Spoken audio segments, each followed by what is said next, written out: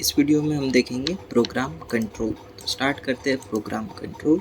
It is the type of instruction when executed may change the address value in the program counter and cause the flow of control to be altered। यानी जब ये program counter के instruction जब execute हो गए तब ये program counter की वैल्यू को चेंज कर सकते हैं, और अगर इन्होंने चेंज कर दिया तो फिर यहाँ पे जो भी हमारा फ्लो ऑफ कंट्रोल था वो अल्टर्ड हो जाएगा। यानी क्या हो रहा है, यहाँ पे एक 1 इंस्ट्रक्शन है वो एग्जीक्यूट होगा, फिर 2 एग्जीक्यूट होगा, फिर देखो कि 3 एग्जीक्यूट हुआ। ठीक है, अब ये 3 जब एग्जीक्यूट हुआ तो 4 की जगह पे ये जो है 5th इंस्ट्रक्शन को एग्जीक्यूट करेगा। यानी 4 को उसने स्किप कर दिया, या फिर आप कह सकते हो जंप कर दिया टू द 5, या फिर 3 से सीधा 5 के ऊपर ब्रांच कर दिया। तो यहाँ पे 3 के अंदर जो इंस्ट्रक्शन यूज़ हुआ वो क्या था, हमारा प्रोग्राम कंट्रोल इंस्ट्रक्शन, जिसकी वजह से यहाँ पर हमारा जो फ्लो ऑफ कंट्रोल था वो अल्टर हो चुका है। यानी 4 की जगह पे 5th वाला इंस्ट्रक्शन एग्जीक्यूट हुआ। The change in the value of the program counter as a result of the execution of a program control instruction causes a break in the sequence of the instruction execution। ठीक है, यहाँ पे हमारा 4th आना चाहिए था ना, पर 5th आ चुका है, तो यहाँ पे 4 नहीं आने की वजह से हमारा सीक्वेंस जो है वो ब्रेक हो चुका है। और इसको आप प्रोग्राम काउंटर की वैल्यू भी समझ सकते हो, क्योंकि जब प्रोग्राम काउंटर की वैल्यू यहाँ पे 4 होनी चाहिए थी उसकी जगह पे यहाँ पे 5 हो चुकी है। ऐसा भी आप समझ सकते हो ये एग्जाम्पल के हिसाब से। और ये सभी प्रोग्राम कंट्रोल के इंस्ट्रक्शंस है, जिसमें है branch, jump, skip, call, return, compare और टेस्ट। और ये सब उसके नेमोनिक्स है, यानी आप इसे सिंबल भी समझ सकते हो। और ये सारे जो प्रोग्राम कंट्रोल इंस्ट्रक्शंस है ये अनकंडीशनल्स है। यानी अगर आप ये 3rd इंस्ट्रक्शन में देखो तो इसके अंदर क्या लिखा होगा कि ब्रांच टू 5 या फिर जंप टू 5, है ना, इस तरह से लिखा होगा। और उसके अंदर कोई कंडीशन नहीं है कि ये अगर 1 होगा तब आपको ब्रांच कर देना 5 पे, या फिर अगर ये 0 है तब आपको 4 के ऊपर चले जाना है। ठीक है, इस तरह से कोई कंडीशन नहीं है, ये सब अनकंडीशनल है। ठीक है, अब इसका हम कंडीशनल वाला वर्जन देखेंगे जिसके अंदर स्टेटस बीट्स यूज़ होंगे। और ये जो स्टेटस बीट है एग्ज़ाम में पूछा जा चुका है, ये देखो, explain the status beat condition with neat diagram, enlist the different status beat condition. और ये जो स्टेटस बीट कंडीशन का टॉपिक है हमने एक और चैप्टर में पढ़ा था जो था यूनिट 4। उसके अंदर CD के अंदर हमने डिफरेंट स्टेटस बीट देखी थी, पर वो किसकी थी, माइक्रो इंस्ट्रक्शन की थी। ठीक है, अब ये जो हम देख रहे हैं वो इंस्ट्रक्शन के लिए देख रहे हैं, वो जो पहले देखा था वो माइक्रो इंस्ट्रक्शन के लिए था। तो देखते हैं स्टेटस बीट कंडीशंस। इसके अंदर हमारे पास 4 बीट हैं, और जो माइक्रो प्रोग्राम था उसके अंदर कौन कौन सी थी, 4 थी, उसमें भी ZCU यानी अनकंडीशनल, इनडायरेक्ट और साइन बीट और 0 बीट। ठीक है, अब इसके अंदर कौन कौन सी है, VZSC। यानी V क्या है हमारा, यहाँ पर ओवरफ्लो है, Z है 0 बीट, S है साइन बीट, C है कैरी। ठीक है, जब ओवरफ्लो होगा तब V वाली बीट जो है वो 1 होगी, और ओवरफ्लो नहीं होगा तब 0 होगी। और जब भी हमारा यहाँ पे ऑपरेशन परफॉर्म होगा उसका आउटपुट अगर 0 आता है तब 0 बीट जो है वो 1 हो जाएगी, और अगर कुछ ना कुछ उसमें आउटपुट रहता है तब ये 0 रहेगी। और अब है S यानी क्या, साइन बीट।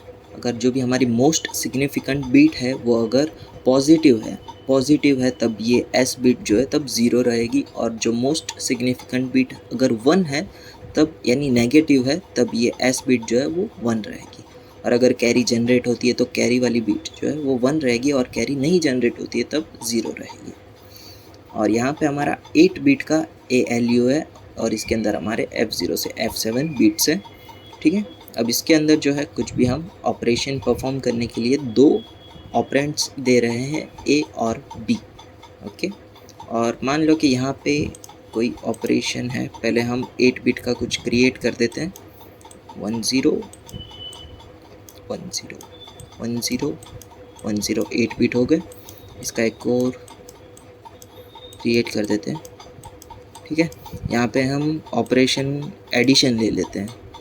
ठीक है, एडिशन करोगे तो पहले यहाँ पे कौन सी बीट रहेगी, C0, यहाँ पे क्या रहेगी C1, और ऐसे लास्ट में जैसे जाओगे तो वो क्या रहेगी C7। ठीक है, C7 क्यों हुआ, क्योंकि ये हमारा 8 बीट का है और हमने 0 से स्टार्ट किया, तो ये लास्ट में C7 आएगा। और जब आप इसका एडिशन करोगे तो एक और बीट जनरेट होगी ना, क्योंकि 1 + 1 0 1 होगा ना, तो यहाँ पे 1 जनरेट हुआ, तो ये क्या हो गया हमारा C8। और अगर C8 जनरेट होता है तो आपको क्या करना है, कैरी के अंदर 1 कर देना है। क्यों, क्योंकि यहाँ पे एक्स्ट्रा कैरी जो है वो जनरेट हुआ है इसके लिए।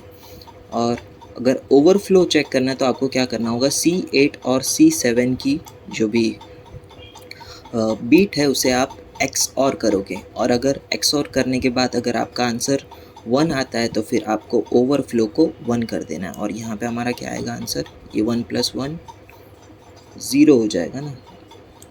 ठीक है, तो यहाँ पे भी 1 आ चुका है, तो यहाँ पे 1 1 XOR करोगे तो 0 हो जाएगा। ठीक है, 1 1 का आप XOR करोगे तो 0 आएगा। यहाँ पे ये वाला एग्जाम्पल नहीं बन रहा है, पर आप समझ जाओगे। अगर यहाँ पे 1 0 होता तो यहाँ पे हम 1 लिखते। ठीक है, तो ये था हमारा ओवरफ्लो का बीट का कैलकुलेशन, जिसके अंदर हम XOR का यूज़ करेंगे C7 और C8 के बीट के बीच में। ओके, और यहाँ से हमारा आउटपुट जो है वो आउटपुट होगा इनटू द F। और अगर आपको साइन बीट अगर चेक करनी है तो आपको मोस्ट सिग्निफिकेंट बीट जो है हमारी F7 वो चेक करनी है। अगर वो 0 होता है यानी पॉजिटिव होता है तब आपको S को 1 रखना है, और अगर वो नेगेटिव है यानी 1 है तब आपको S को 1 रखना है। एक मिनट, वो वाला पॉइंटर। ठीक है, और जो भी आपका यहाँ पे आउटपुट है वो अगर पूरा 0 हो जाता है तब आपको Z बीट को 0 रखना है। ठीक है, तो ये थी हमारी चारों बीट्स का काम, और ये सब वही चीज़ें लिखी गई है, आप पढ़ना चाहो तो पढ़ सकते हो। नेक्स्ट हम आते हैं, अब ये सभी बीट्स का यूज़ करके हम ये सारे प्रोग्राम कंट्रोल के इंस्ट्रक्शंस देखेंगे। ठीक है, यानी इन सभी बीट्स का यूज़ करके हम पीछे के प्रोग्राम कंट्रोल्स जो थे वो इन डिटेल में आप देखेंगे। कंडीशनल ब्रांच इंस्ट्रक्शन, और यहाँ पे पहले है हमारे ये नेमोनिक्स या फिर आप सिंबल कह सकते हो, ये ब्रांच कंडीशंस है। और यहाँ पे जो भी हमारी फ्लैग बीट्स थी उसे आप Z, C और SV को आप फ्लैग बीट्स भी बोल सकते हो। वो फ्लैग बीट्स की जैसी जैसी वैल्यू रहेगी तब हमें ये वाले ऑपरेशंस परफॉर्म करने रहेंगे। यहाँ पे देखो Z = 1, अगर 0 है तब आपको ब्रांच कर देना है यानी BZ। और BNZ में क्या होगा, अगर Z = 0 होता है तब आपको ब्रांच नहीं करना है या फिर जंप करना है। जो भी आपको यहाँ पे कंडीशन दी गई होगी वैसे आप करोगे। ठीक है, जैसे हम प्रोग्रामिंग के अंदर करते हैं ना कि A > B है तब आपको ये प्रिंट करवाना है कि A is a greater number, else print B is a greater number. ठीक है, वैसे ही इसमें चीज़ें परफॉर्म हो रही है। और यहाँ पर कैरी = 1 रहेगा तब हम BC यूज़ करेंगे, ब्रांच इफ कैरी। अगर 0 रहेगा तब BNC, और अगर साइन बीट जो है वो प्लस रहेगा तब हमें BP लिखना है। और जब S = 1 है तब हमें BM का जो भी हमारा यहाँ पे कंडीशनल ब्रांच का इंस्ट्रक्शन है वो ऐसे लिखते जाएंगे। और ओवरफ्लो यानी V = 1 रहेगा तब हम BV लिखेंगे, और अगर V = 0 यानी ओवरफ्लो नहीं हो रहा है तब हम BNV इंस्ट्रक्शन यूज़ करेंगे।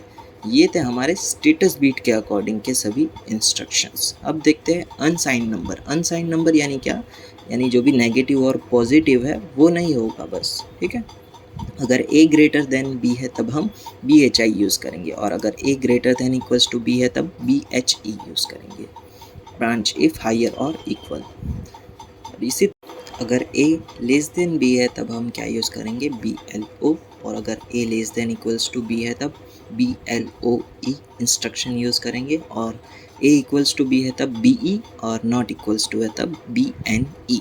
ठीक है, ये अभी हमने देखा था वो अनसाइन के लिए था। अब सेम यही चीज़ साइन नंबर के लिए देखेंगे, यानी कहाँ गया ये, इसके अंदर क्या हो रहा था कि 1 > 2 इस तरह से कंपेयर हो रहा था, और यहाँ पे क्या होगा कि -1 > +2 इस तरह से कंपेयर होगा, यानी साइन का यूज़ होगा इसके अंदर। और इंस्ट्रक्शन देखो सभी सेम है। ठीक है, यहाँ पे BHI और BHE है, बस यहाँ पे हायर की जगह पे ग्रेटर देन यूज़ किया है, और यहाँ पर भी सेम यही चीज़ है। ओके, तो ये आप देख लेना। ठीक है, ये अनसाइन के लिए था और ये साइन के लिए था। यहाँ तक रखते हैं।